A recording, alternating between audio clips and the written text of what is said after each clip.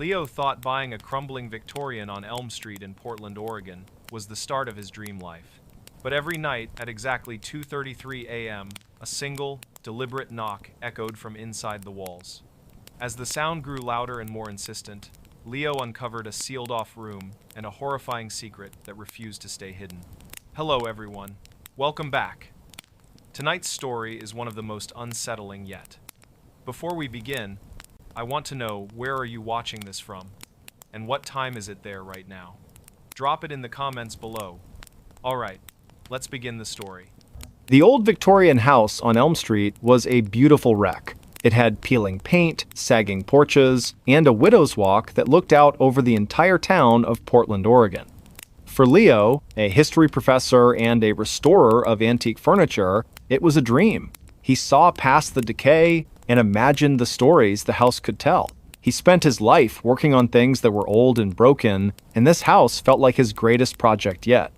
He bought it at a steal, and for the first few months, the creaks and groans of the old place were just the sounds of history settling in. The first strange event happened 3 weeks after he moved in.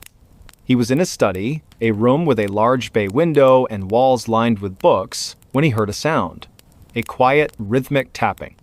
He thought it was a branch from the ancient oak tree outside, scratching against the window pane. He went to the window, opened it, and looked. The tree was still, the tapping stopped, he shrugged it off as a house noise and went back to his desk.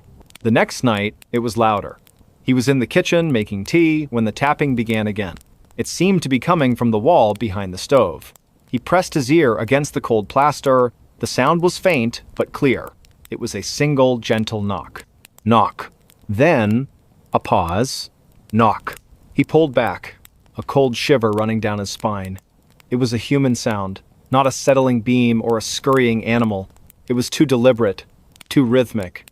He told himself it was a neighbor, a prank, or maybe a pipe. But the knocking was too precise, too isolated to be a plumbing issue. He walked around the kitchen, tapping on different spots on the wall, trying to find the source. The knocking didn't respond. It simply stopped. The pattern became terrifyingly predictable. Every night, at precisely 2:33 a.m., the knocking would start. Sometimes it was faint, a gentle whisper from within the walls. Other times it was so loud it sounded like someone was trying to break through. It was always a single knock, followed by a pause, and then another single knock. It was a quiet, relentless, unsettling rhythm. He started keeping a journal. He would write down the time the knocking started, the duration, and its intensity. He'd write about the feeling it gave him, a deep, visceral dread. He began to anticipate it, his body tensing as the clock ticked past 2:30 a.m. He'd sit up in bed, his heart pounding, his eyes fixed on the walls, waiting for the sound that would tell him he was not alone. He tried to reason with himself. He was a man of science, a man who dealt in facts and logic. He brought in a contractor, an old man named Bill, who had worked on houses in the area for decades. Bill went from room to room, tapping on the walls, checking for loose plaster or water damage. He found nothing. "Old houses just make noises, son," he'd said with a shrug. But the look in his eyes told a different story. It was a look of weary recognition, a look that said he had seen things he couldn't explain. Leo couldn't escape it. The knocking became his personal clock. He'd fall into a deep sleep, only to be jolted awake by a sudden, sharp rap from within the walls. He started spending his nights in the living room, in a chair in the middle of the floor, far away from any walls. But even there, he could hear it. The sound would travel through the floorboards, through the air, finding him no matter where he was. It was a sound meant for him. He began researching the house's history. He went to the city archives, poring over old blueprints and property records. He found a strange note in the original deeds, a clause that mentioned a sealed-off room, a small 5-by-5-foot space between the pantry and the laundry room. It had been sealed up for reasons unknown, and the original owner had insisted it never be opened. The pantry and the laundry room. Leo's heart pounded in his chest. The knocking came from the wall that separated those two rooms. He felt a profound sense of dread. There was something in there, something that wanted out. He went to the laundry room, his flashlight in hand. He shined the light on the wall where the knocking was loudest. The wall was a seamless expanse of plaster.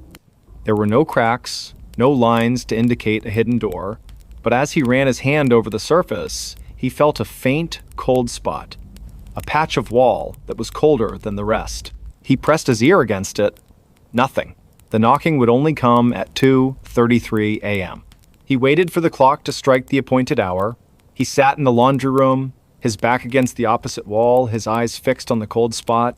He felt a deep sense of wrongness, of a hidden history screaming to be heard.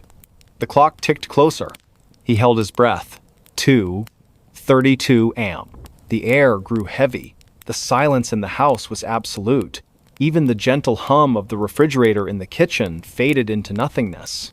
2:33 a.m. He heard it, a single, sharp knock. It came from the cold spot on the wall. It was not a gentle tap this time. It was a desperate, pleading sound, a voice without a mouth, trying to get his attention. Knock. Another one. Louder. Knock. He couldn't take it anymore. The mystery, the fear, the relentless rhythm had broken him. He went to his shed, grabbed a hammer, and returned to the laundry room. He didn't care about the history, the property value, or the original deeds. He just needed to know. He needed to make it stop. He took a deep breath, raised the hammer, and swung. The hammer hit the plaster with a dull thud. A small crack appeared.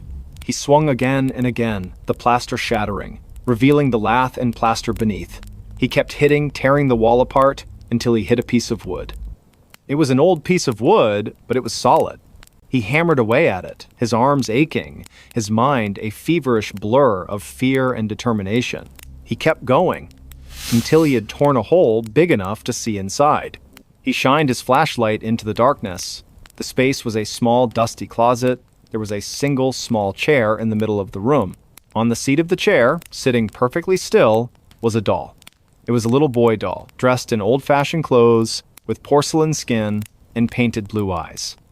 The doll was sitting in a pose that was eerily human, and on the floor next to the chair, there was a single small piece of paper. He reached in, his hand shaking, and pulled it out. It was a note, written in a child's shaky hand. It said, "I want to play." And Mescrew, Leo dropped the paper and the flashlight. He stumbled back, his breath coming in ragged gasps. The knocking stopped. The silence returned. It wasn't the silence of peace, but the silence of a predator who had found its prey. He had opened the door. He had let it out. He sold the house a month later. He didn't tell the new buyers about the hole in the wall, the sealed-off room, or the doll he had found. He couldn't. Who would believe him? He moved to a new city, to a modern apartment, with no history, no secrets, no hidden rooms. He got a new job, a new life. He was a man who had left his ghosts behind. But some things can't be left behind. Sometimes, at night, when the city is quiet and the moon shines through his window, he wakes up. His heart pounds, a cold chill running through his veins. He looks at the clock on his phone. 2:33 a.m. He looks at the wall of his new, modern, perfectly sealed apartment, and he waits, and he listens. And sometimes, just sometimes, he hears a single, gentle knock. A knock that he knows is not a pipe, not a neighbor, not the house settling. It is a knock that has followed him across a country, a knock that has found him in the quiet of the night, a knock that has come from inside the walls. And he knows with a terrifying certainty that he is not alone, and that he will never be. The quiet, relentless terror of the knocking continued to haunt him even in his new life. It was a mental tic, a phantom limb of fear that would never go away. He would wake up in a cold sweat, his heart hammering against his ribs, convinced he could hear it from the very core of his modern apartment building. His new life was a facade, a carefully constructed illusion of normalcy. He would go to work, talk to his colleagues, and eat dinner with new friends, but underneath it all, a part of him was always listening. He would find himself staring at blank walls, wondering if he could see the faintest of shadows moving behind the paint. He tried to fight back. He went to a therapist, a kind woman who listened to his story with a compassionate but skeptical ear. She suggested it was a manifestation of trauma, a psychological echo of the fear he had experienced. He went on medication, hoping to dull the edges of his anxiety. He tried meditation and mindfulness, anything to quiet the ceaseless, terrifying voice in his head. But the knocking was not in his head. It was a memory, a reality, a thing that had become a part of him. One night, he was out with friends. They were laughing, telling stories, and he felt a brief moment of freedom. He looked at his watch, 2:32 a.m. He felt the familiar rush of adrenaline, the icy chill. He excused himself, went to the bathroom, and splashed cold water on his face. He looked at his reflection in the mirror. His eyes were wide, and his face was gaunt, the face of a man who had not known a moment of true peace in months. He returned to the table, but he couldn't stop looking at his phone. 2:33 a.m. He felt the vibration first, a faint tremor, as if someone had just tapped the glass of his phone.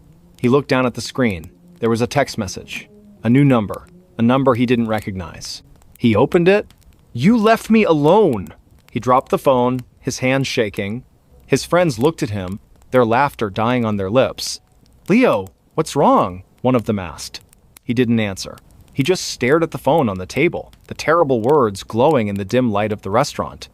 The knocking wasn't just in the walls. It was in the air, in the technology that connected him to the world. It had found a new way to reach him. He ran from the restaurant, ran through the dark streets of the city, the cold night air biting at his skin. He ran back to his apartment, slammed the door shut, and stood in the middle of his living room, his back against a wall. The knocking wasn't coming from the walls. It was coming from his phone, from the computer, from the television. It was in the very wiring of his modern life. It had spread. He spent the next few days in a state of terror. He didn't answer his phone. He turned off his computer. He unplugged every electronic device in his apartment. He was living in a self-imposed isolation, a desperate attempt to cut off the source of the terror. He ate cold food, and he read books by candlelight. He told himself it was just a prank, a sick joke by a friend who had found his journal. But he knew, with a certainty that chilled him to the bone, that it wasn't. One night, the power went out. The entire city block was plunged into a sudden, absolute darkness. Leo sat in his living room, a single candle casting a dancing shadow on the walls. He felt a profound, unnerving silence. No hum of the refrigerator, no light from the street lamps, just him and the darkness. He felt a moment of hope, a desperate, flimsy belief that this was it, that the power outage had finally severed the connection. 2:33 a.m. He heard it. A single, sharp knock. It wasn't coming from his phone, or his computer, or the walls. It was coming from the window. He looked at the window, the faint outline of a child's hand visible against the glass. The hand was tapping, a slow, deliberate rhythm. The glass was not just tapping, it was a single, sharp knock, the knock that had followed him. It wasn't in the walls, it wasn't in the electronics, it was in the world. It was a reality. He was no longer a restorer of old things. He was a curator of a nightmare. He had opened the door, and the thing behind the walls had come out. It had followed him, and it would continue to follow him. He realized that the note in the closet, "I want to play," wasn't just a threat. It was an invitation, and he had accepted it, and now the game would never end. The doorbell that only rang at 3:15 a.m. The house on Sycamore Street, in a quiet suburb of Denver, Colorado, was a perfect blend of modern comfort and classic charm. Its white picket fence, a meticulously manicured lawn, and a sleek gray exterior were a welcome sight for Julia, a successful software engineer. She had just bought the house, a single story with a sunroom that overlooked the mountains, and it was everything she had worked for. She was a woman who valued structure and logic, and the house, with its smart locks and automated lighting, felt like an extension of her own organized life. The first few weeks were idyllic. She spent her evenings in the sunroom, watching the sunset, her days filled with the quiet satisfaction of a life well earned. The house was calm, a haven of peace, until the night the doorbell rang. It was 3:15 a.m. Julia was a light sleeper, and the sound of the chime, a classic ding-dong that echoed through the silent house, sent a jolt of adrenaline through her. She sat up in bed, her heart pounding. Who would be at her door at this hour? She crept out of bed, her phone in her hand, and checked the security camera feed. Her porch was empty. No one. The motion sensor hadn't been triggered, and the camera log showed no activity. It was a phantom chime. She went to the front door, peered through the peephole, and saw only the dark, empty street. She went back to bed, her mind racing, a knot of unease tightening in her stomach. The next night, it happened again. 3:15 a.m. The same ding-dong. She sprang out of bed, checked the camera, and found nothing. This time, a cold dread replaced her initial surprise. This was not a fluke, it was a pattern. She started to dread the night, the clock ticking closer and closer to the appointed hour. She would sit up in bed, her eyes fixed on the digital display, waiting for the sound that was both impossible and terrifyingly real. She tried everything to stop it. She disabled the smart doorbell, unplugged the chime, and even went as far as to remove the button itself from the wall. The house was silent, dark, and empty. She went to bed, a profound sense of relief washing over her. She would finally get some rest. But at 3:15 a.m., the sound came again. It was faint this time, a ghostly echo of the chime, as if the sound itself had been imprinted on the house. It was not a physical sound. It was an auditory hallucination, a sound that was only for her. She began to spiral. The lack of sleep, combined with the psychological terror of the phantom chime, was taking its toll. Her work was suffering, her perfectly organized life was falling apart, and her friends started to notice her gaunt face and haunted eyes. She tried to tell them, but her words sounded crazy, even to her own ears. My doorbell keeps ringing, but there's no one there. They suggested she was stressed, that she was imagining it, but she knew she wasn't. The fear was too real. She tried to fight back with logic. She bought a new, more advanced security system. She installed infrared cameras and motion sensors all around the perimeter of her house. She even set up a camera inside the house, pointing at the front door, hoping to catch some glimpse of the impossible. She went to bed that night, a single, determined thought in her mind. She would find an answer. At 3:15 a.m., the faint, ghostly ding-dong echoed through her room. She sprang out of bed, grabbed her tablet, and checked the security camera feed. The outside cameras were still, the street was empty, and the motion sensors showed no activity.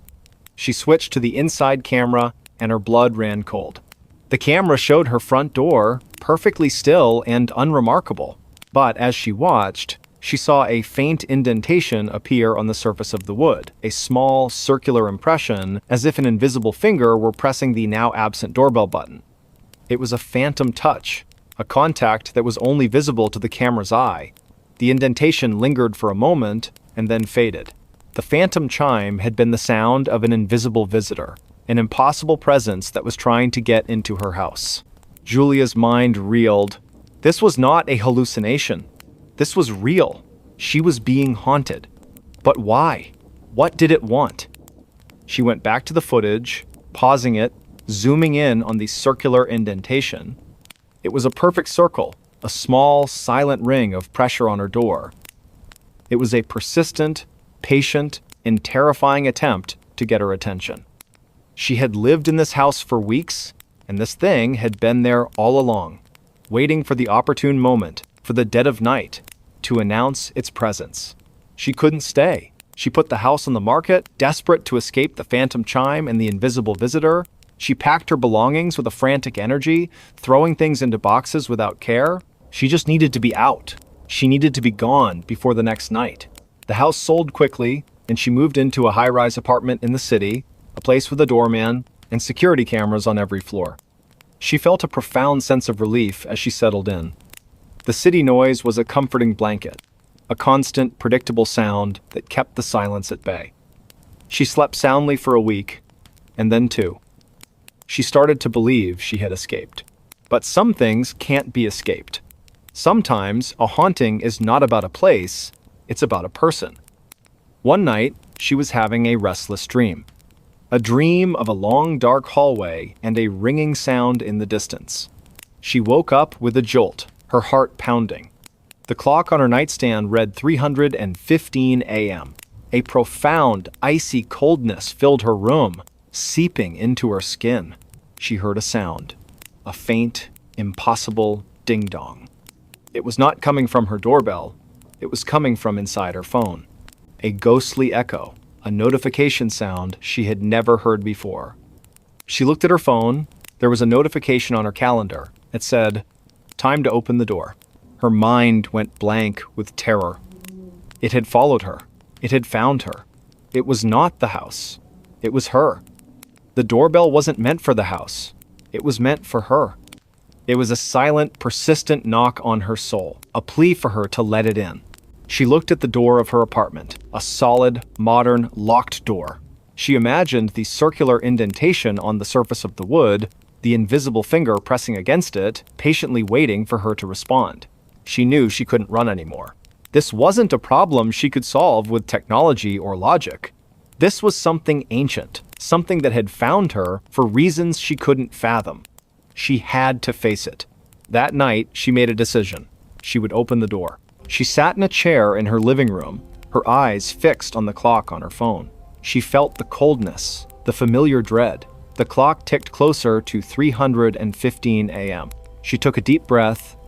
She was a woman who valued structure and logic, and the most logical thing to do was to face the impossible. 3:15 a.m. The sound came. The faint, ghostly ding-dong, a sound that was not in her ears but in her mind.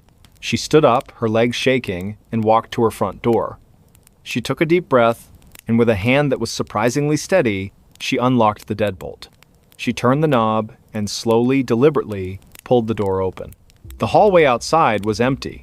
The lights were on, the cameras were on, and there was no one there. She felt a profound sense of confusion. She had expected a gaunt figure, a shadow, a presence. But there was nothing. The doorbell didn't ring again. She stood there for a long moment, looking at the empty hallway. She closed the door, locked it, and went back to bed.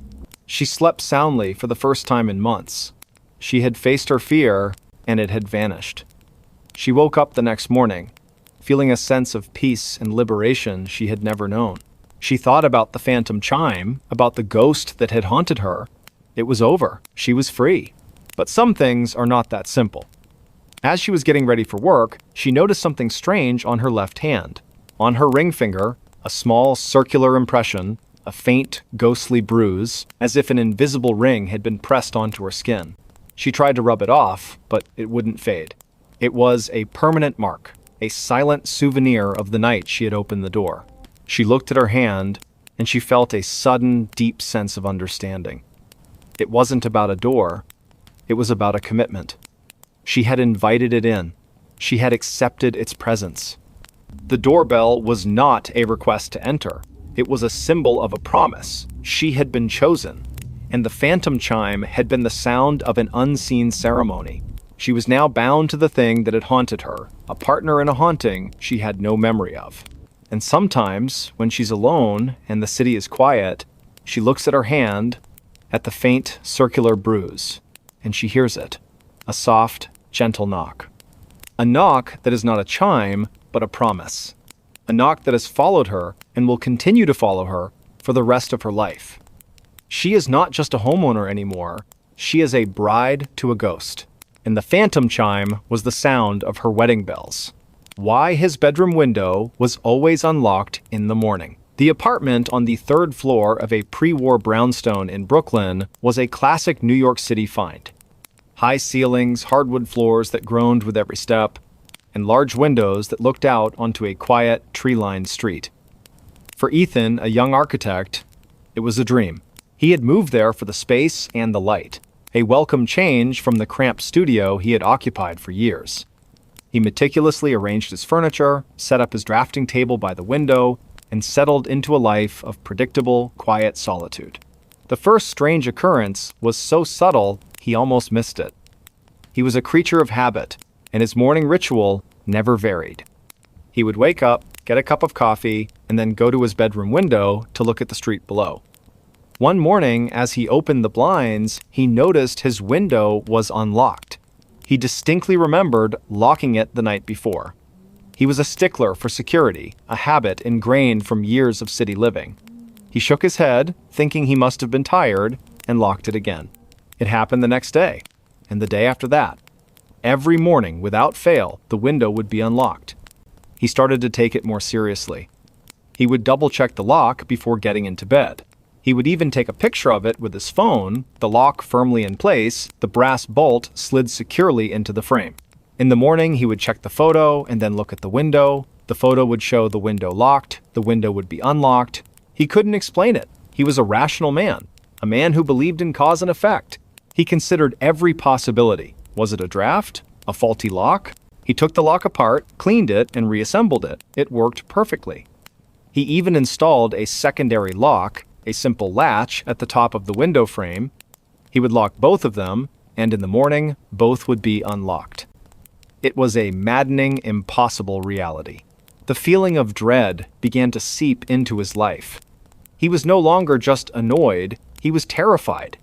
Someone or something was in his room every night. He couldn't shake the image of a gaunt, shadowy figure standing by his bed watching him sleep.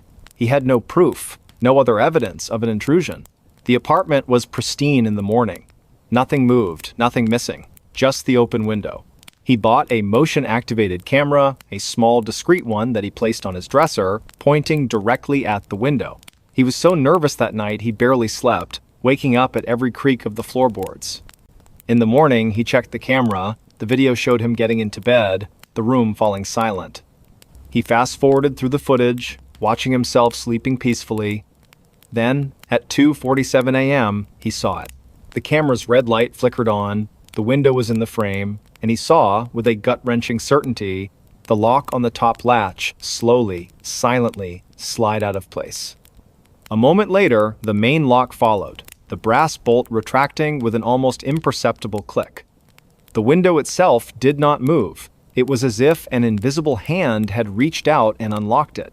He watched, his heart pounding as the video continued. Nothing else happened. The room was still. The camera's light turned off and the video ended a few seconds later. Ethan's mind was a whirlwind of fear and disbelief. He had proof. There was a presence in his room, an entity that was not human that was unlocking his window every night. But why? What did it want? He looked at the video again, searching for any other sign, any other clue, but there was nothing. The room was a tableau of perfect silence and stillness. Just a window, unlocking itself. He couldn't stay in the apartment anymore. The feeling of being watched, of being vulnerable to an invisible intruder, was too much to bear. He called his landlord, told him he was breaking his lease, and began packing his belongings. He didn't tell his friends or family why. He didn't want to sound crazy. How could he explain that he was leaving his dream apartment because a ghost was unlocking his window? He found a new place, a modern high-rise in a different part of the city. The windows were new, made of reinforced glass, and the locks were mechanical marvels. He felt a sense of relief as he settled in, a feeling of security that he hadn't known in weeks. He meticulously checked every lock, every evening, before he went to bed. He was determined to leave the terror behind. The first week was peaceful. He slept soundly, his dreams free of shadows and fear. He started to believe it was over, that he had finally escaped whatever had haunted him. But then, one morning, he woke up and noticed something strange. A faint, almost imperceptible film of dust on his nightstand. He wiped it away, thinking nothing of it. The next morning, it was there again. And the morning after that, it was as if someone had run a single, ghostly finger over the surface of the wood. Then, he found something in his bed. A small, black feather. It was impossibly thin, almost like a piece of ash, and it was nestled in his sheets, right by his pillow. He picked it up, his hand trembling. It didn't look like any feather he had ever seen. It was a cold, alien object. He was losing his mind. He was trying to find a rational explanation for irrational events. He was back in the same cycle of fear, the same cycle of disbelief. He went to the old apartment. The window was locked, just as he had left it. He looked up at his old room, at the large, beautiful window, a window that had become a source of profound terror. He wondered if his replacement had noticed the unlocked window in the morning. He decided to do more research. He went to the local historical society, a musty old building filled with the memories of the city. He looked through old records of his brownstone, tracing its history back to the 1800s. He found a story, a small, almost forgotten article from a local newspaper A young boy, a child named Edward, had lived in the building in the late 1800s. The boy was an insomniac, a child who would stay up all night, sketching in his notebook, his mind filled with fantastic, impossible creatures. The boy had an obsession with the window. He would open it every night, regardless of the weather, and stare out into the darkness, claiming he was watching for something that was coming for him. The article ended abruptly, mentioning that the boy had died in his sleep, a sudden, unexplained illness. The last person to see him had said that he had insisted on his window being left unlocked, a plea that his parents had ignored. Leo felt a cold dread so complete it was a physical weight. The boy's room. It was his old bedroom. The boy had been looking for something, a creature from his drawings, and he had believed that leaving the window unlocked was his only hope. He had died and the window was locked. But what if the thing he was waiting for had finally come for him? And what if, in death, he was still waiting, still trying to open the window to let it in? He went home, his mind a feverish blur of fear and understanding. He looked at his modern, secure windows. He had left the old apartment, but the memory, the terror, the presence had followed him. He didn't sleep that night. He sat in a chair, watching the sunrise, a cold, hard knot of fear in his stomach. The next morning, he went to his bedroom, his heart pounding in his chest. He looked at the window. It was closed. He looked at the lock. It was locked. He felt a profound sense of relief. But then he saw it. A single, small, black feather on the windowsill. The same cold, impossible feather he had found in his bed. It wasn't just his old apartment that was haunted. He was. The entity, the thing Edward had been waiting for, had found him. It wasn't coming in through the window. It was already in. He called a locksmith, a friend of his who specialized in antique locks. He had a strange request. He wanted him to install an old, complicated, beautiful lock on his modern window. He wanted a lock that would be a challenge, a lock that would require skill and care to open. His friend, curious, asked him why. Leo just said he had a fascination with old mechanisms. The lock was installed. It was a beautiful piece of craftsmanship, a brass lock with a complex series of tumblers and bolts. It was a statement, a challenge to the invisible intruder. He went to bed that night, a single black feather on his bedside table, a silent promise. He wasn't going to run anymore. He woke up with a start. The clock on his nightstand read 2:47 a.m. He looked at the window. It was still locked. He looked at his nightstand. The feather was gone.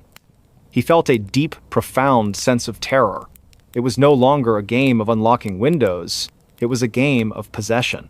The entity was in his home, in his life, and it was moving his things, taunting him. The terror was no longer a silent presence. It was an active force. He spent the next few months living in a constant state of fear. He would come home to find objects moved, his keys on a different hook, his books in a different order. He would find these small black feathers in the most impossible places, in his coffee mug, in his shoe, in his pocket. The entity was toying with him, making him question his sanity. He would find notes on his computer, notes he didn't write, notes that said, "I'm here." He couldn't take it anymore. He had to confront it. He was a rational man, but he was at the end of his rope. He would do the impossible. He would leave his window unlocked. He would invite it in. He would face it. That night, he went to his bedroom window, his hands shaking, and he unlocked the intricate brass lock. He did the same to the old-fashioned latch on the top. He left the window open, just a crack, a silent invitation. He got into bed, a cold, hard lump of dread in his stomach. He didn't close his eyes. He waited. He waited for the cold, the shadow, the presence. He waited for the feather to appear. He waited for what felt like an eternity. Nothing happened. The sun began to rise, casting a pale glow into his room. He was exhausted, but he had no fear. He looked at his window. It was still unlocked. He looked at his nightstand. There were no feathers. He felt a profound sense of confusion. Had it all been a dream? Had he gone crazy? He got out of bed, a new question in his mind. Not why was his window unlocked, but why was it no longer unlocked? He walked over to the window, his mind racing. He looked out at the street below, at the people walking to work, at the world that was moving on without him. He looked at the window, and he saw a note. A small piece of paper, folded into a perfect square, was stuck to the glass. He opened the window and grabbed the note. It said, "It's too late. I'm already inside." He didn't run. He just stood there, the note in his hand, looking at his reflection in the glass. He saw a man who had lost his mind, a man who had invited a ghost into his home. He looked at his reflection, and he saw a single, small black feather in his hair. He looked at the note in his hand, and he felt a single, slow knock on the back of his head. A knock that he knew was not the wind, not a neighbor, not the house settling. It was the last goodbye.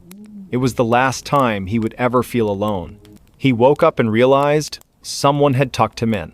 The small one-bedroom apartment on the edge of downtown Chicago was everything Alex needed. A cozy space, a view of the skyline, and the comforting anonymity of a bustling city. He was a creature of habit, a man who lived a solitary and predictable life. He worked long hours as a data analyst, and his evenings were a quiet rhythm of takeout, a good book, and a sound sleep. His bed was his sanctuary, a place of peace and rest after a long day of numbers and spreadsheets. He was a man who believed in facts, in data, and in the tangible world. The first time it happened, he woke up with a start, a familiar cold chill running through him. He was covered in a way he wasn't before. His comforter, which he always just pulled up to his waist, was now tucked neatly under his chin, the sides folded firmly under the mattress. It was a perfect, deliberate tuck. He sat up, his heart pounding. The room was dark, the blinds were closed, and there was no one there. He told himself he had done it in his sleep, a weird, subconscious action. He was a single man. There was no other explanation.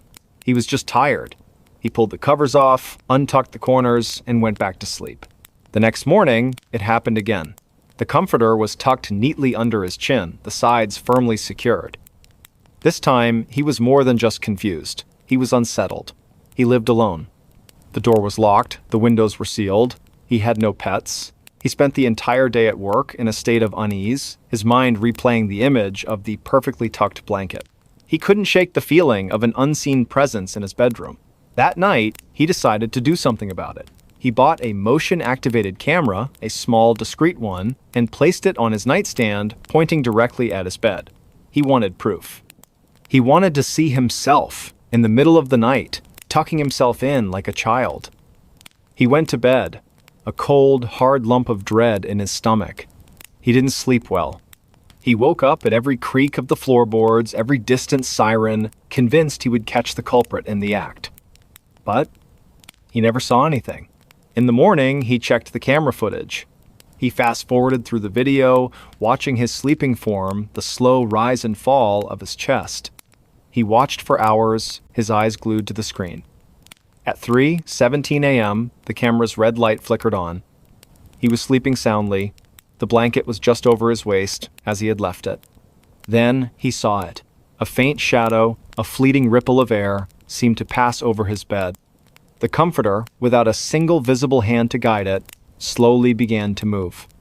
The sides folded under the mattress, a perfect tuck. The top of the comforter was pulled up, just to his chin. The motion was slow, deliberate, and silent. There was no one there. Just a shadow, a presence, a force that was tucking him in. Alex's breath hitched in his throat.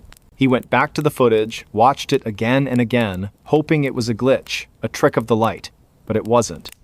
The motion was too fluid, too purposeful. It was an entity, a thing that was entering his room, not to scare him, not to harm him, but to perform a quiet domestic act. It was tucking him in. The terror of a monster was replaced by a more insidious, a more profound kind of fear. The fear of something that was a part of his life. A silent, unseen companion that watched him sleep and cared for him in its own chilling way. He couldn't stay in the apartment anymore. The feeling of being watched was too much to bear. He didn't tell his friends or family why he was moving. How could he explain that he was leaving his home because a ghost was tucking him in? He found a new place, a modern building with a doorman, a place where he was sure no one could get in. He meticulously checked every lock, every evening before he went to bed. He was determined to leave the terror behind. The first few nights were peaceful. He slept soundly, his dreams free of shadows and fear. He started to believe it was over, that he had finally escaped whatever had haunted him. But then, one morning, he woke up and noticed something strange.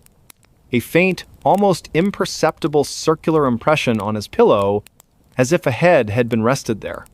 He dismissed it. A crease in the pillowcase. The next morning, it was there again. And the morning after that, it was a silent message. A new kind of tuck. He began to research the history of his old apartment building. He went to the city archives, poring over old documents and newspaper clippings. He found a story, a small, almost forgotten article from a local newspaper in the 1920s. A woman named Clara had lived in his old apartment. She was an elderly seamstress who lived alone. She was known for her kindness and her love of her small, cozy home. The article mentioned that she had died in her sleep, a peaceful death. The last person to see her had said that she had a strange habit of tucking in her guests even when they were asleep. She believed it was a way of showing care, a quiet, gentle act of love. Alex felt a cold dread so complete it was a physical weight. Clara, the seamstress who had lived in his apartment, she hadn't left. She was still there, in the quiet, empty space, performing her small act of care. She wasn't a monster. She was a ghost who had chosen him, a lonely ghost who was just trying to be a good host.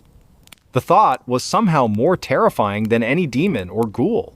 The ghost of a lonely seamstress who wanted to be his friend. He couldn't go back to the old apartment. He had left her. He had abandoned her. Her simple, kind act of tucking him in. He felt a profound sense of guilt. He had feared her, run from her, when all she had wanted was to care for him. He sat in his new, modern apartment, a city of millions around him, and felt more alone than ever before. He thought of Clara, of the lonely ghost in the old apartment, still waiting, still watching. He decided to go back. He had to. He had to apologize. He had to let her know he wasn't afraid. He went to the old building, a key in his pocket that he had never returned. He went up the 3 flights of stairs, his heart pounding in his chest. He unlocked the door to his old apartment, and he walked in. The apartment was empty, cold, and quiet. He went to his old bedroom, the place where the tucking had happened. The room was just as he had left it, the bed stripped bare. He went to his old nightstand, the place where he had put the camera. He sat on the floor, his back against the wall, and he spoke. "I'm sorry, Clara," he whispered into the empty room. "I'm so sorry. I didn't understand." The air grew heavy. The scent of lavender, faint and old, filled the room. He felt a sudden, profound sense of peace. The cold was gone. The fear was gone. He felt a gentle, loving presence. He didn't know if she was there, but he knew she had heard him. He had finally given her the acknowledgement she had so desperately sought. He had apologized. He left the apartment, closing the door behind him, and he didn't look back. He felt a sense of closure, of peace. He had done the right thing. He had faced his fear, and he had found a kind of forgiveness. He was a man who had been haunted, and now he was a man who was free. He went back to his new apartment, to his new life, and for the first time in a very long time, he slept soundly. He was no longer afraid of the dark or of the quiet. He was no longer afraid of being alone. He had faced his greatest fear, and he had found a kind of love in it. But some things are not that simple. The next morning, he woke up with a start. The comforter was tucked neatly under his chin, the sides folded firmly under the mattress. It was a perfect, deliberate tuck. He sat up, his heart pounding. The room was dark, the blinds were closed, and there was no one there. He looked at the comforter, at the perfect, impossible tuck. The ghost of Clara had followed him. She hadn't wanted to be left behind. She was still with him, in his new apartment, in his new life, a silent, unseen companion. The fear returned, a familiar, cold dread. He had apologized. He had tried to be a good man. But he had been a man who had been chosen, and a ghost who has chosen you will never let you go. The quiet, gentle terror of the tucking would be a part of his life forever. The tucking was a daily occurrence now. It became part of his routine. He would go to bed, leave his covers untucked, and in the morning they would be perfectly folded. It was a constant, unsettling reminder of his unseen companion. He no longer felt fear, but a weary acceptance. It was a part of his life, a strange, impossible roommate. He would find other small signs of her presence. The faint scent of lavender when he walked into his bedroom, a single loose thread on his pillowcase, as if she were a seamstress still at work. He tried to live a normal life, but the secret of his nocturnal visitor was a heavy weight on his soul. He started to talk to her. He would lie in bed in the dark and whisper into the silence. He would tell her about his day, about his work, about the new coffee shop he had found. It was a strange, one-sided conversation, but he felt a sense of connection, a strange companionship with the ghost of a lonely seamstress. He wasn't just a man who was haunted. He was a man who was no longer alone. But the companionship was not without its own brand of terror. Sometimes he would wake up, and the blankets would not be tucked. Instead, they would be pulled down to his feet, and he would feel a cold, icy presence on his chest. It was a new kind of tuck, a new kind of terror. It was a warning, a reminder that she was not just a kind old woman, she was a ghost. And ghosts are not always kind. One morning, he woke up, and he was not just tucked in. He was wrapped tightly in the blanket, his arms and legs bound to his body. He struggled to get free, his heart pounding with a primal, suffocating fear. He heard a soft whisper, a voice that was not in his ears, but in his mind. "Stay a while. I'm lonely." He finally managed to get free, his body shaking with terror. The blankets were perfectly wrapped, a tight, impossible cocoon. He looked at his reflection in the mirror, and he saw a man who was no longer just a tenant. He was a possession. Clara was not just a companion, she was a captor. He fled the apartment, ran out into the city streets, a man who had lost his mind. He found a friend, a man who had always been a skeptic, and he told him everything. The ghost, the tucking, the whispers. His friend listened, his face a mask of concern. He tried to be supportive, but the look in his eyes told a different story. He believed that his friend had gone crazy. Alex knew he couldn't go back.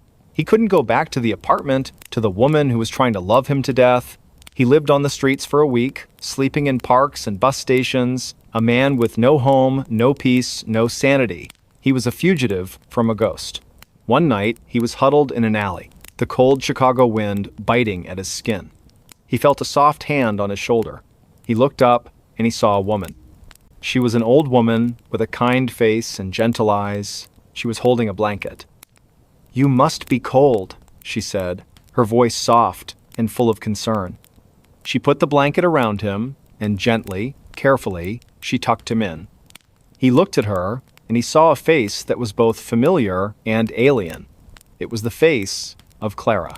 He tried to scream, but no sound came out. The woman smiled, a kind, loving smile. She sat down next to him, and she began to talk.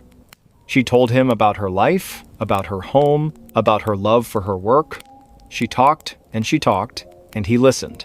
A man who was no longer alone, he was with his ghost. She had followed him, she had found him, she had never let him go. The tucking was not just a gesture of care, it was a shackle, a promise that he would be hers forever.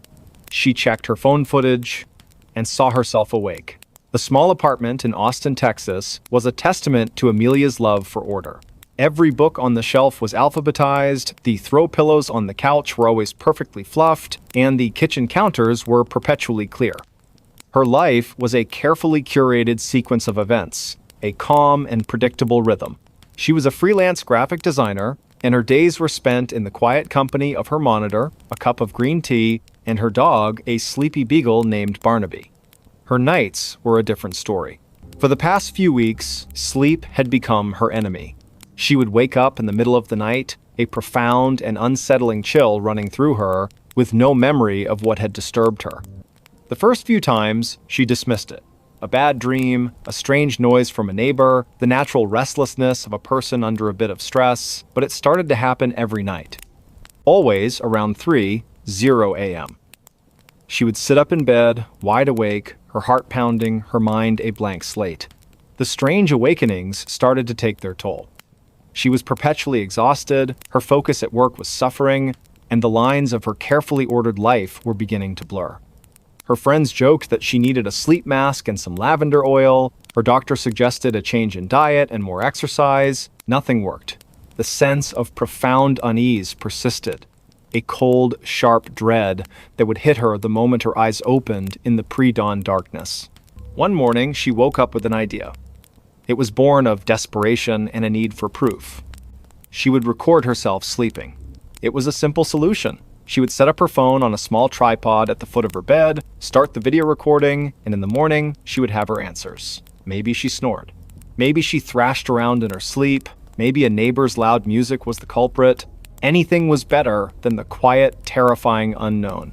The first night, she set up the phone, pressed record, and climbed into bed, feeling a strange mixture of relief and foolishness. She fell asleep quickly, the exhaustion finally winning the battle. She woke up at 3:07 a.m., just a few minutes later than her usual time. The same icy dread washed over her. She got up, stopped the recording, and went back to sleep. Her mind filled with a faint sense of disappointment that she had woken up again. The next morning, with a cup of coffee in hand, she sat down at her desk to watch the video. She fast-forwarded through the footage, watching her sleeping form, seeing the steady rise and fall of her chest, Barnaby curled up at her feet. She skipped ahead to the 3:00 a.m. mark. She watched herself stir in her sleep, her body tensing, and then her eyes snapped open, just as she remembered. She sat up in bed, her face a mask of fear. She watched herself look around the room, her head slowly turning from side to side. Then, she saw something else on the screen, something she hadn't seen in the moment. In the background of the shot, just by the open closet door, a shadow seemed to deepen. It was an unnatural movement, a thickening of the darkness. It was slow and deliberate, like someone stepping out from the shadows. She froze, a cold shiver racing down her spine. The figure was gaunt, tall, and dressed in a long dark coat. Its hands were impossibly long, the fingers like spidery branches. It took a step out of the closet and stood there, motionless, watching her sleeping form. The Amelia on the screen was looking at it now. She saw her head turn, her gaze fixed on the closet. But she didn't scream. She didn't move. She just sat there, a blank, terrified expression on her face, watching the thing in the darkness.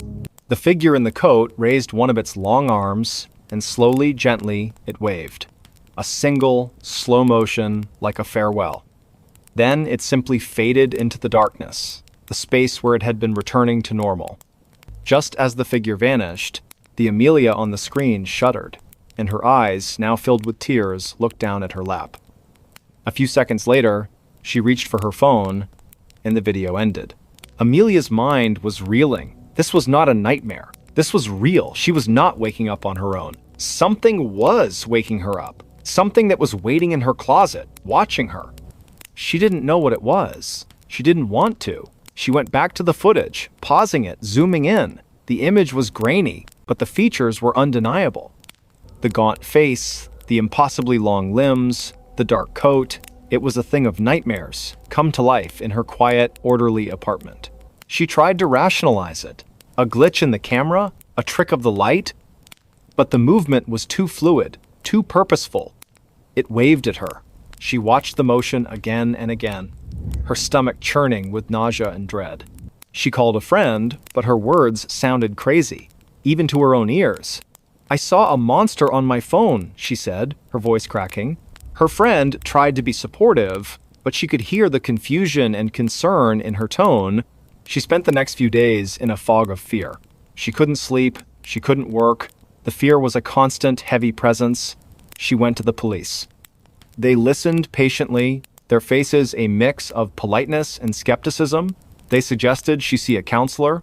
They told her there were no signs of a break-in, no evidence of anything amiss. She was on her own. She decided to try the video again. She knew it was a terrible idea, but the need for answers was a powerful and dangerous force. She was a woman who needed to understand, to organize, to label. The unknown was her greatest fear. She set up the phone again, her hands shaking, and got into bed, leaving a small lamp on this time. She couldn't bear to be in total darkness. She fell into a fitful sleep, her dreams a chaotic jumble of shadowy figures and long, spidery hands. She woke up, as always, at 3:00 a.m. Her eyes opened, and she felt the now familiar chill. She looked at the closet door. It was closed. She felt a brief moment of relief. Then she heard it. A soft, rhythmic tapping. It was coming from inside her closet. A slow, gentle tapping, as if something were drumming its fingers on the back of the door.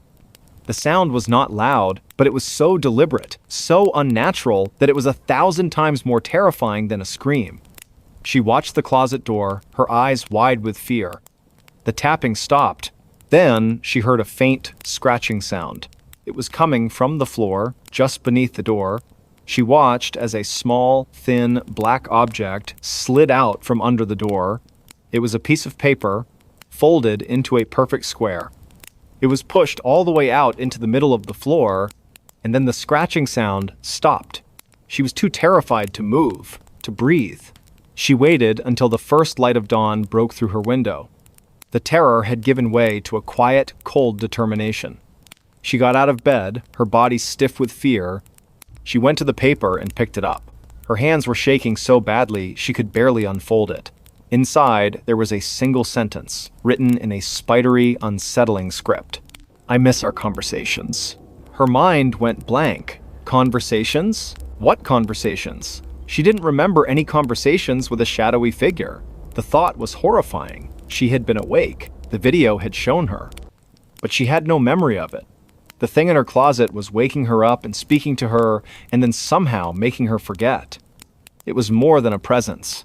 It was a parasitic memory, a dark companion that was slowly, patiently stealing her waking hours. She ran. She didn't pack anything. She grabbed Barnaby, her keys, and her wallet, and she ran out of the apartment. She didn't stop to call anyone. She drove to the nearest motel, checked in, and sat on the bed in the middle of a brightly lit room, her phone footage playing on a loop.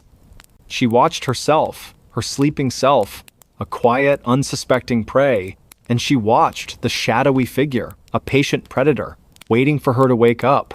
She never went back to the apartment. She abandoned her furniture, her belongings, her carefully curated life. She moved to a new city, a place with a different time zone, where 3:00 a.m. was not 3:00 a.m. anymore. She installed security cameras throughout her new apartment, and she never, ever slept with her closet door closed. She started therapy, a long, difficult process of trying to understand the gaps in her memory and the nature of the fear that had become a constant companion. She learned about dissociative amnesia, about the mind's way of protecting itself from trauma, but she knew this wasn't just a psychological break. It was something else.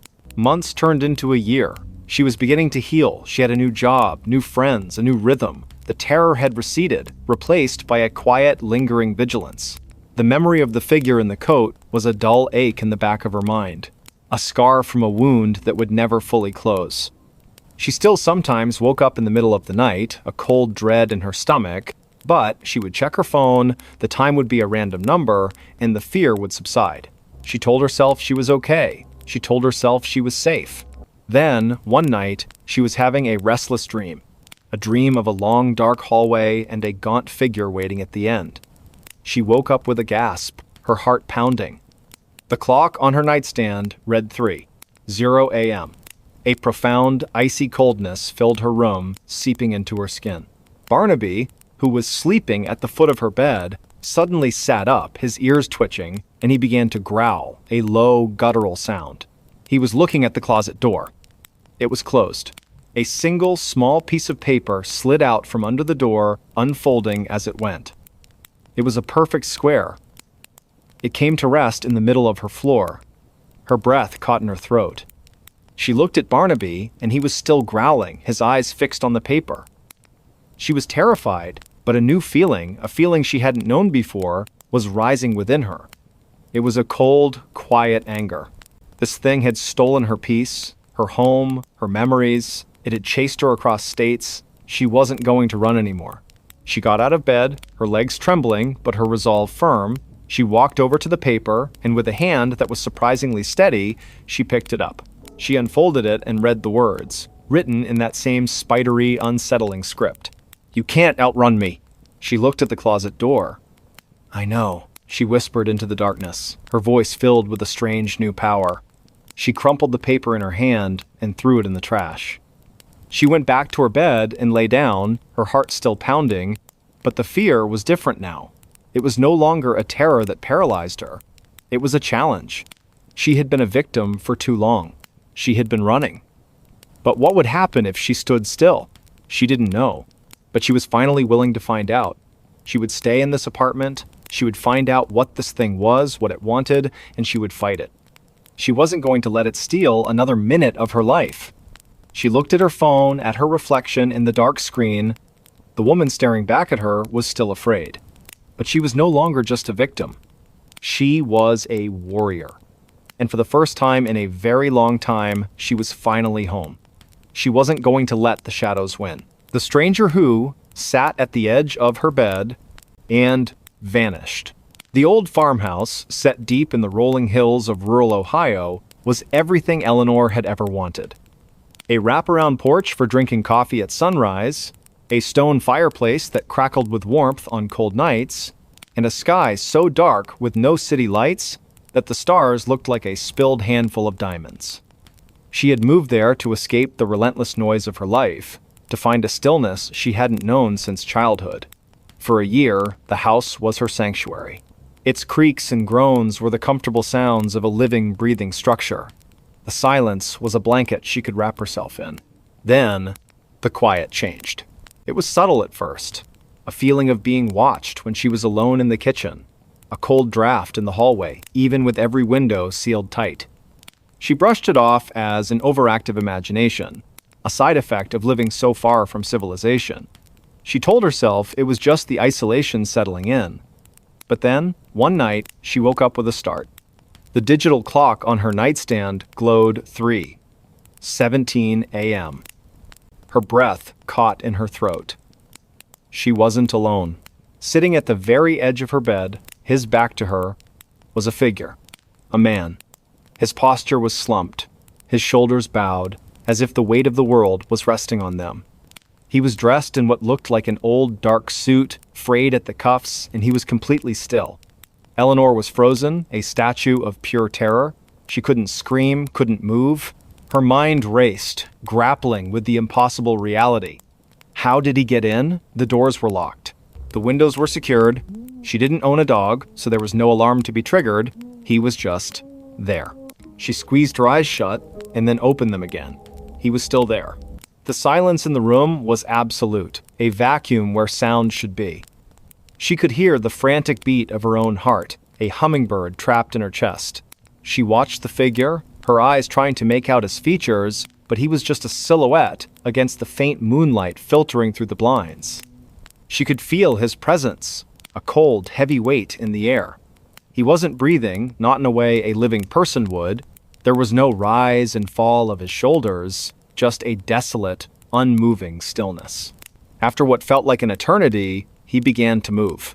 Slowly, deliberately, he lifted one hand and rested it on the bed, just beside his leg. The fabric of the comforter didn't shift, but she felt a sudden, profound coldness radiating from the spot. It was like touching frozen steel. Then, just as slowly, he began to turn his head. Eleanor's breath hitched. She could see the profile of his face now. It was thin, gaunt, with an unnerving hollow where his eyes should have been. The other side of his face was lost in shadow. He was turning, slowly, agonizingly, to look at her. She felt an overwhelming dread, a primal fear that had nothing to do with a home invader and everything to do with something ancient and wrong.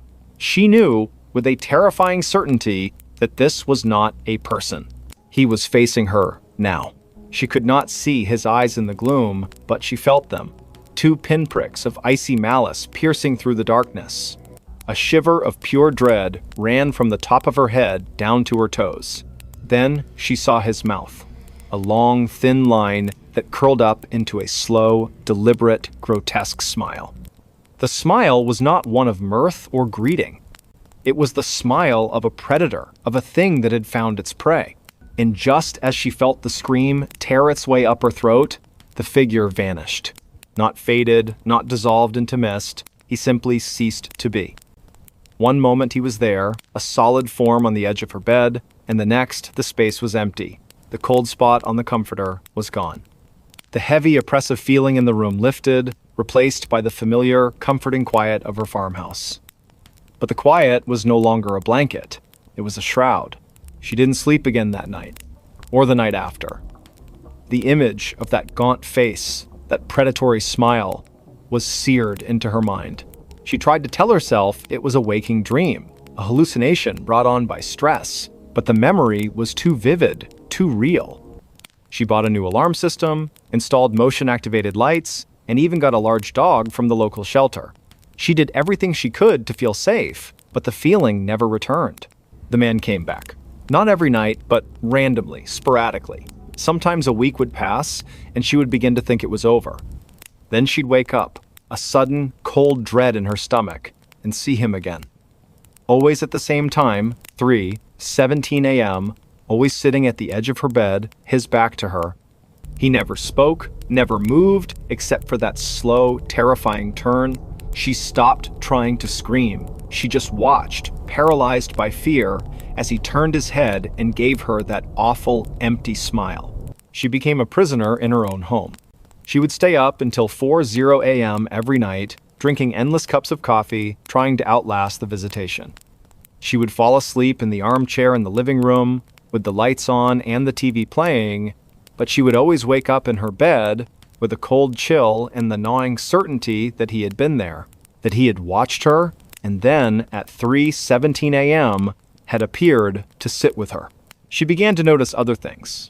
Objects moved in her house, the books on her shelf would be out of order, a favorite teacup would be in the wrong cupboard. Her dog, a large and boisterous golden retriever, would often whimper and refuse to enter her bedroom after midnight. He would stand at the doorway, hackles raised, and growl at something Eleanor couldn't see. He saw him. She knew it. He saw the stranger. Desperate, she started researching the history of the house. She went to the local historical society, poring over brittle, yellowed documents. She found a story about the family who had built the house in the 1880s.